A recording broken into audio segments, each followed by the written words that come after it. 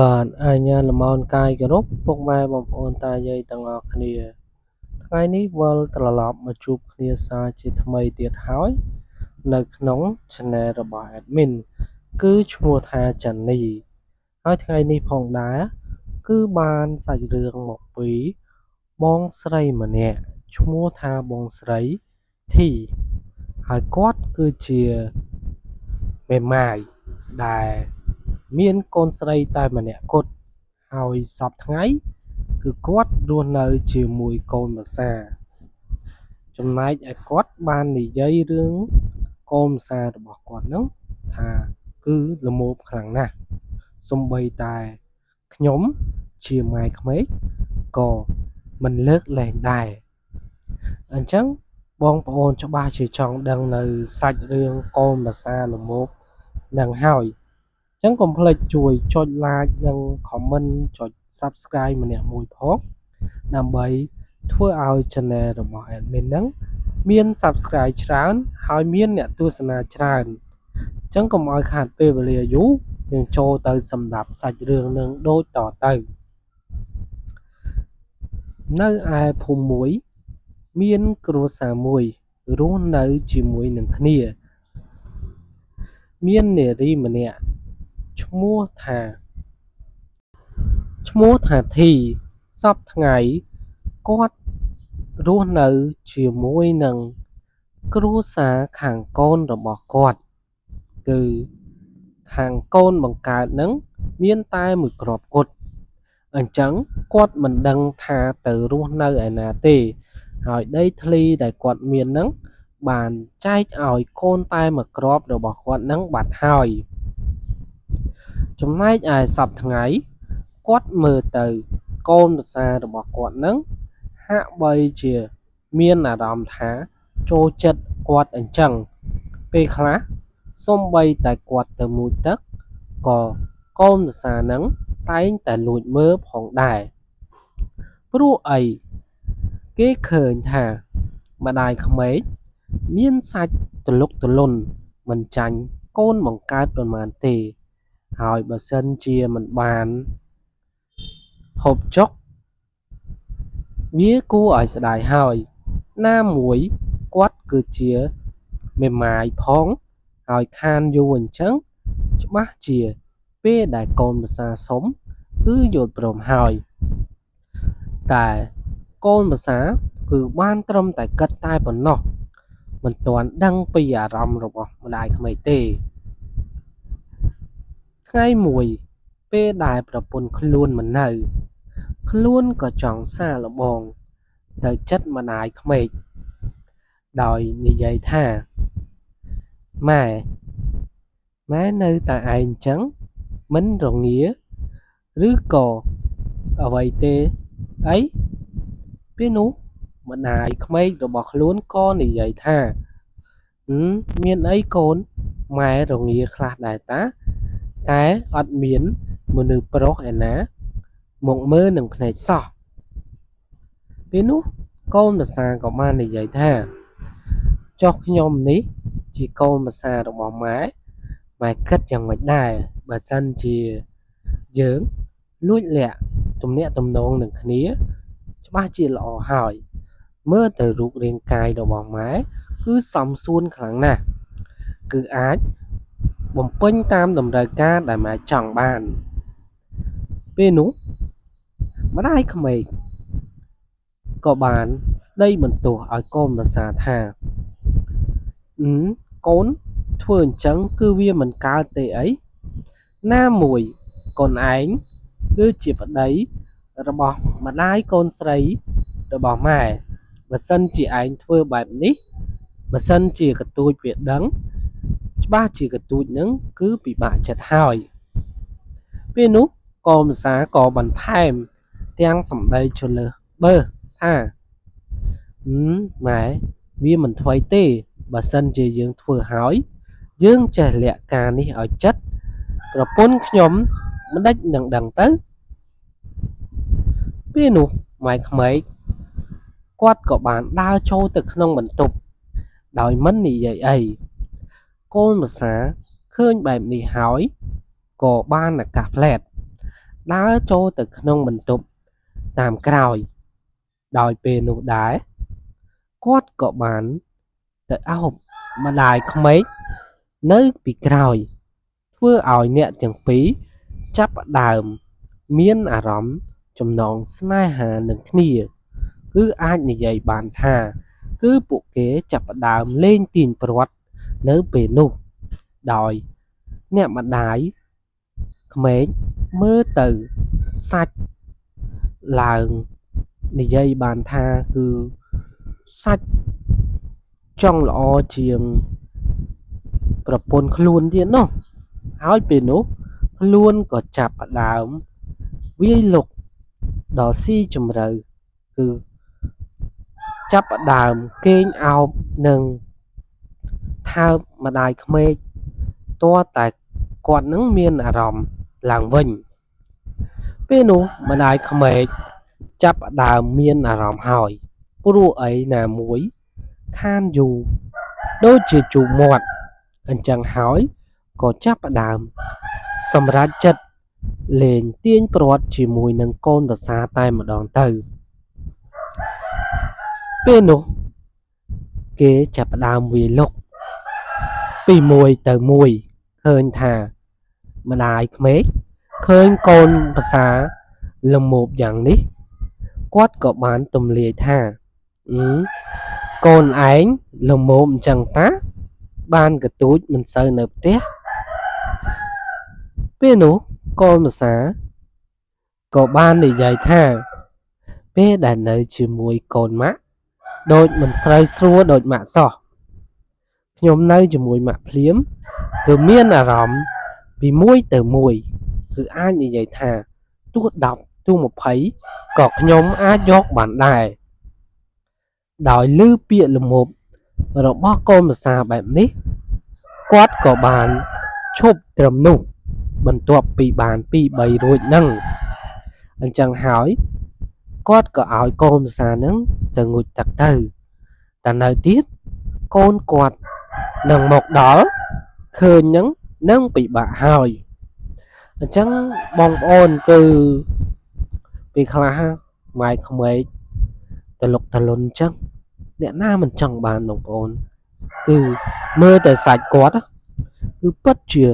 ទន់ភ្លន់ល្វត់ល្វន់ដូចជាស្រីក្រមុំ18អញ្ចឹងណាអញ្ចឹងadmin ក៏មានរឿងចង់និយាយដែរបងប្អូនគឺ admin និយាយនៅចិត្តកន្លែងគេចាំមន់ដល់ពេលអញ្ចឹងមន់តែវារងាវផ្ទួនគ្នាហើយធ្វើឲ្យប៉ះពាល់ឬក៏សំឡេងរំខានដល់បងប្អូនបន្តិចណាអញ្ចឹងសង្ឃឹមថាបងប្អូនអធិស្ឋានផងហើយស្ដាប់ដោយពិចារណារឿងកូនប្រសាល្មោបអញ្ចឹងបន្ទាប់ពីរួចរាល់ហើយកូនប្រសាក៏បានទៅមួយទឹកហើយពេលនោះស្រាប់តែកូនបង្កើត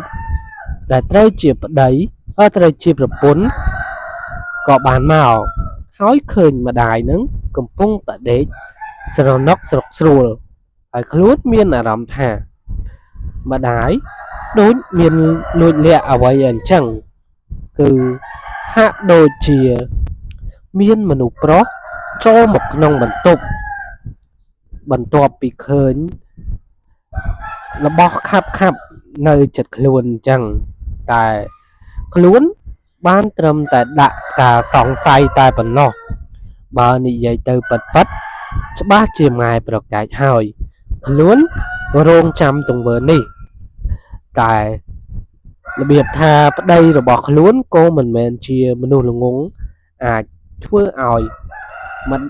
ប្រពន្ធខ្លួននឹងគឺដឹងនោះទេ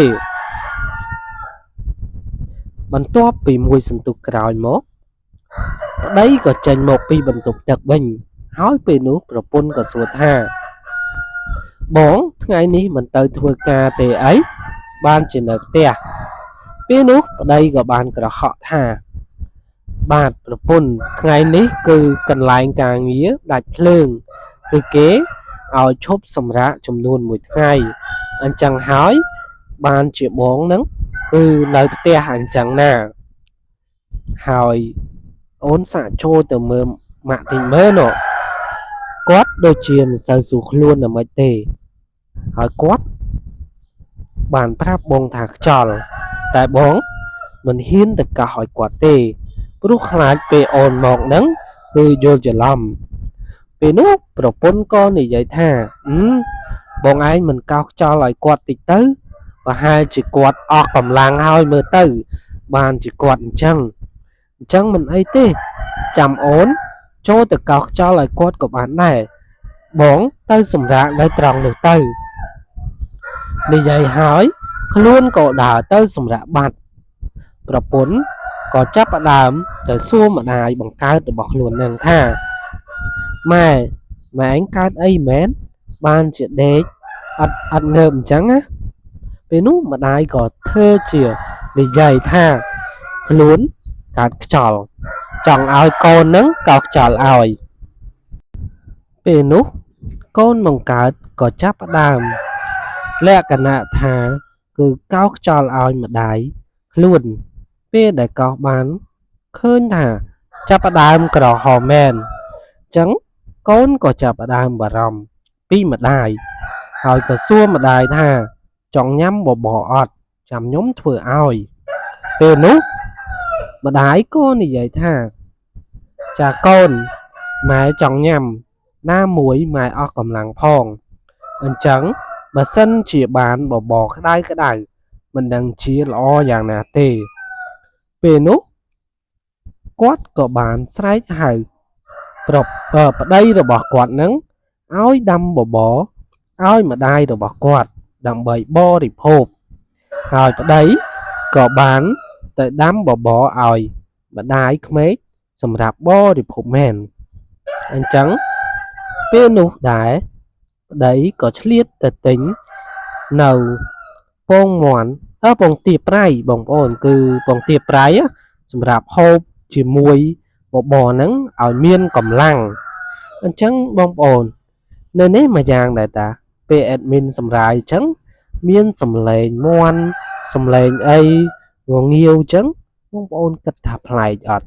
ពេលខ្លះ admin ថាប្លែកសម្រាប់បងប្អូនដែរពេលដែលឃើញ admin សម្រាយអញ្ចឹងមាននៅមាន់រងាវមាន់អីអញ្ចឹងទៅធ្វើឲ្យអារម្មណ៍យើងចាប់ផ្ដើមប្លែកមួយយ៉ាងដែរអញ្ចឹងយើងបន្តទៅមុខទៀតបន្ទាប់ពីកូនប្រសាប្រុសនឹងរៀបចំបបរអីឆ្អិនរួចគាត់ក៏បានដួសដាក់ឲ្យម្ដាយក្មេកដោយញញឹមគិតក្នុងចិត្តថាខ្លួនខ្លាំងខ្លាមែនបានជាធ្វើឲ្យម្ដាយក្មេកនឹងកើតខ្យល់អស់កម្លាំងបែបនេះហើយក៏លួចញញឹមថាគឺបើសិនជាជួបគ្នាជាមួយនឹងម្ដាយក្មេកម្ដងទៀតនឹងលេងឲ្យពេញទំហឹងតែម្ដងព្រោះមើលទៅសាច់របស់ម្ដាយក្មេកពិតជាចង់ញ៉ាំខ្លាំងណាស់គឺរបៀបថាញ៉ាំទៅគឺផ្អែមមុតដូចជាទឹកឃ្មុំអញ្ចឹងបន្ទាប់ពីប្រពន្ធរបស់ខ្លួនកោសខ្យល់ឲ្យម្ដាយក្មេករួចហើយគាត់ក៏បានងើបមកហូបបបរឲ្យមានកម្លាំងរួចហើយអាំងសម្រាកទៅវិញចំណែកឯគាត់និងប្រពន្ធគាត់ក៏ឆ្លៀតចូលទៅក្នុងបន្ទប់ដើម្បីទៅប្រឡែងគ្នាលេងរបៀបថា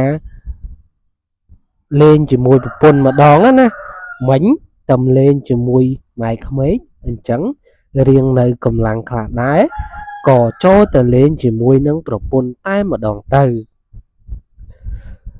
ចំណែកឯប្រពន្ធរបស់ខ្លួនបន្ទាប់ពីលេងជាមួយប្តីចុះឡើងប្តីរបស់ខ្លួនក៏ចាប់ផ្ដើមមានអារម្មណ៍ថាចង់លេងទាញព្រ័ត្រជាមួយនឹងខ្លួនតែម្ដងហើយខ្លួនក៏មិនបង្អង់យូរក៏ឲ្យប្តីធ្វើតាមចិត្តចង់ទៅព្រោះអីជាប្តីប្រពន្ធនឹងគ្នាបើមិនមានចំណងលើក្រែទេមិនដេចហៅថាប្តីប្រពន្ធអញ្ចឹងទៅហើយពួកគេក៏ចាប់ផ្ដើមលេងទាញព្រ័ត្រពីមួយទៅមួយឃើញថាអារម្មណ៍ប្លែកចេះតែមាននៅក្នុងចិត្តចេះតែឆ្ងល់ហេតុអ្វីក៏ប្តីមានកម្លាំងខ្លាំងក្លាម្ល៉េះ តើមានថ្នាំអ្វីមែនអាចជួយឲ្យគាត់មានកម្លាំងខ្លាំងក្លាអញ្ចឹងគាត់ចង់ដឹងដល់ក៏ហើយតែប្តីគឺត្រឹមដឹងតែលាក់គឺមិនចង់ឲ្យអ្នកណាដឹងពីសមត្ថភាពរបស់គាត់ទេតែមិនចង់ឲ្យដឹងណាបងប្អូនគឺម្ដាយក្មេកគឺដឹងបាត់ទៅហើយថាកូនប្រសានឹងលមោបក៏លមោបខ្លាំងក៏ខ្លាំងនិយាយរួមបើសិនជាអ្នកណាបាននៅជាមួយហើយនឹងមានក្តីសុខយកតែម្ដងរហូតដល់គេងលក់មិនដឹងខ្លួនគេងយ៉ាងស្កប់ស្កល់ថែមទៀតបន្ទាប់ពីគាត់លេងទាញព្រ័ត្រជាមួយនឹងប្រពន្ធរបស់គាត់ហើយប្រពន្ធរបស់គាត់នឹងក៏បានទៅបន្ទប់ទឹកដើម្បីងូតទឹកជម្រះកាយហើយក៏ឆ្លៀតទៅផ្សារដើម្បីទិញបង្អែមពៅប្តីឲ្យមានកម្លាំងឡើងវិញព្រោះអីច្រើនដែរគឺអាចនឹងបាក់កម្លាំងចឹងហើយបន្ទាប់ពីប្រពន្ធរបស់គាត់ងូតទឹករួចរាល់ហើយគាត់ក៏ឆ្លៀតទៅផ្សារជាមួយនឹងគ្នាដើម្បីទិញម្ហូបផងនិងទិញបង្អែមទិញអីផងដើម្បីឲ្យមានកម្លាំងឡើងវិញណាមួយគាត់លេងថ្ងៃនេះគឺចាស់ដៃខ្លាំងណាស់អញ្ចឹងហើយបន្ទាប់ពីពួកគាត់ទិញរួចពួកគាត់ក៏ត្រឡប់មកផ្ទះវិញដើម្បីរៀបចំធ្វើម្ហូបនៅពេលល្ងាចហ្នឹងព្រោះអីពួកគេលេងជាមួយគ្នាឡើង2 3ម៉ោងឯណោះអញ្ចឹងមើលទៅម៉ោងរៀងច្រើនដែរបន្ទាប់ពីធ្វើម្ហូបនិងរៀបចំទុកដាក់របស់របរផ្សេងហើយពួកគេក៏ទៅមុជទឹកជាមួយគ្នាម្ដងទៀតអញ្ចឹងពួកគេបានដោះអង្អែខ្នងដោះអីឲ្យគ្នានឹងលុះដល់ពេលយប់ឃើញថាប្តីនឹងនៅតែចង់ទៀតគឺបានទៅរកម្ដាយក្មេកម្ដាយក្មេកក៏និយាយថាខ្លួនអត់សូវមានកម្លាំងទេបើសិនជាកូនលេងជាមួយម៉ែទៀតច្បាស់ជាថ្ងៃស្អែកឈឺហើយតែទោះបីជាយ៉ាងណាក៏ខ្លួននៅតែចង់លេងជាមួយនឹងម្ដាយក្មេកម្ដងទៀតព្រោះអីថាល្ងាចមិញគឺមិនទាន់លេងអស់កម្លាំងនោះទេហើយពេលនោះដែរគាត់ក៏បានរៀបចំចូលទៅអោបម្ដាយក្មេកពេញមួយទំហឹងធ្វើឲ្យម្ដាយក្មេកមានអារម្មណ៍ថារបៀបថាព្រឺសម្បុរឡើងដូចគីង្គក់អញ្ចឹងពេលនោះពួកគាត់ក៏ចាប់ផ្ដើមលេងទាញព្រ័ត្រជាមួយគ្នាម្ដងទៀតដោយផ្ដល់នៅក្តីសុខយ៉ាងជ្រាលជ្រៅដែលមិនអាចបំភ្លេចបានគឺក្តីសុខពេញមួយទំហឹងតែម្ដងម៉ែក្មេកគឺបានក្តីសុខនេះដោយសារតែកូនប្រសាល្មមនឹងឯងគឺចេះបញ្ចេញបញ្ចូលបញ្ចើចធ្វើឲ្យគាត់នឹងទប់អារម្មណ៍ទប់ស្មារតីមិនបានហើយក៏ឲ្យកូនប្រសានឹងធ្វើរឿងនឹងកើតឡើងទៅហើយពួកគាត់បន្ទាប់ពីសម្រេចមួយគ្នាហើយក៏លាក់អាថ៌កំបាំងនេះទុកគឺមិនឲ្យលេចលឺទៅឲ្យប្រពន្ធរបស់ខ្លួនឬក៏កូនបង្កើតរបស់ខ្លួនបានដឹងទេព្រោះអីតែដឹងហ្នឹងនឹងត្រូវពិបាកទាំងពីរនោះឯងអញ្ចឹងរឿងរ៉ាវរបស់បងស្រីធីគឺចប់តែប៉ុណ្្នឹងបងប្អូនអញ្ចឹងបងប្អូនយល់យ៉ាងម៉េចដែរសូមជួយទៅខមមិនម្នាក់មួយផងណាហើយបើសិនជាចូលចិត្តនៅវីដេអូនេះកុំភ្លេចជួយចុច like ចុច comment ចុច subscribe ម្នាក់មួយដើម្បីផ្ដល់ជាកម្លាំងចិត្តឲ្យ admin បន្តទៀតអញ្ចឹងបាយបាយជម្រាបលាជួបគ្នានៅថ្ងៃស្អែកទៀត